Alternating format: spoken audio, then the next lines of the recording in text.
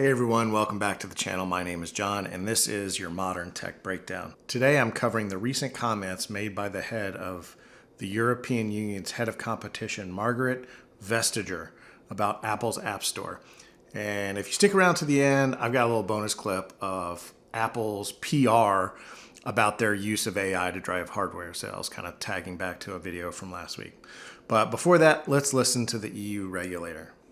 Recent reports are suggesting that you're the next one in the line under the DMA legislation is charging Apple.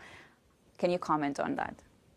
Well, we have a number of Apple issues.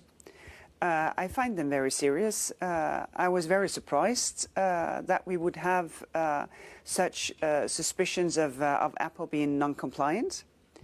But of course, it remains to be seen. But they are very important because a lot of good business happens through the App Store, happens through payment mechanisms. So, of course, even though, I can say this is not what was expected of such a company, of course, we will enforce exactly with the same dedication and with the same top priority. So the EU passed the Digital Markets Act in July of 2022. And then once it became applicable, they immediately opened an investigation to Apple, Alphabet, and Meta. It seems pretty obvious that they passed the law that they knew these companies would be in violation of, and then turned around and said with a straight face, there you are, you criminal. It's not like these companies started doing anything different in the last year or two. The EU just made their standard business practice a crime. It reminds me of something I heard a while ago. What are the three biggest industries in Europe? Chocolate, wine, and looting American tech companies. All right, enough of that. I think the days of Apple being the only app store on iOS are numbered. The bureaucrats and regulators across the globe are licking their chops. They know Apple has basically created a monopoly for themselves with the exclusive App Store. I think within 2 years, you'll see Apple forced to allow users to either load apps directly from websites or provide alternate app stores that aren't run by Apple, maybe both. However, even if this happens, it will hurt Apple's business somewhat, but I'm not sure how much. People are creatures of habit, and the mainstream user is well accustomed to finding the App Store, downloading apps. It's kind of a well-worn path for most people. Sure, early adopters, smart folks, young folks who have time to invest and look around at different app stores will probably make a move, but I would imagine the majority of users will stick with the Apple App Store.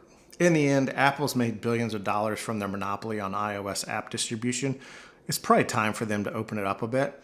However, I don't believe they will until they're forced to, just like the Lightning to USB-C conversion, what was that, last year? Apple's going to try to protect their monopoly as long as possible. All right, and as I promised at the beginning of the video, here's a clip from some Apple executives at WWDC last week responding to the suggestion that requiring the latest hardware to run Apple Intelligence features is a ploy to sell new hardware. Here we go.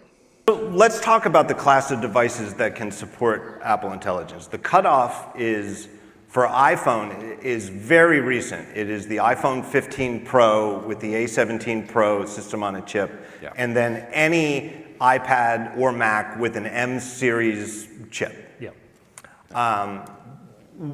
What is that cutoff? Why is that the cutoff? So these models, when you run them at runtime, is called inference. And the inference of large language models is incredibly computationally expensive.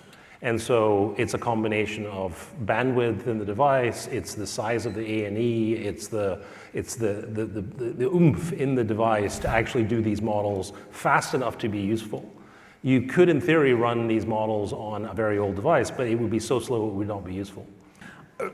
And so it is not a scheme to sell new iPhones. No, not at all. Otherwise, we've been smart enough just to do recent iPads and Macs, wouldn't we? Right.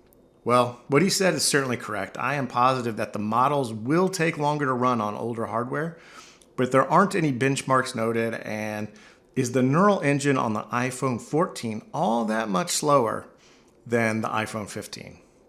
I really doubt it. However, I don't think we'll ever really find out.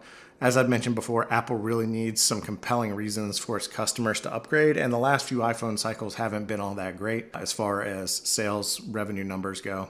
They definitely seem to be hanging their hat on these new features announced last week. So that is it for the Apple news for today. Thanks for watching. Please comment, like, and subscribe, and I will catch you next time.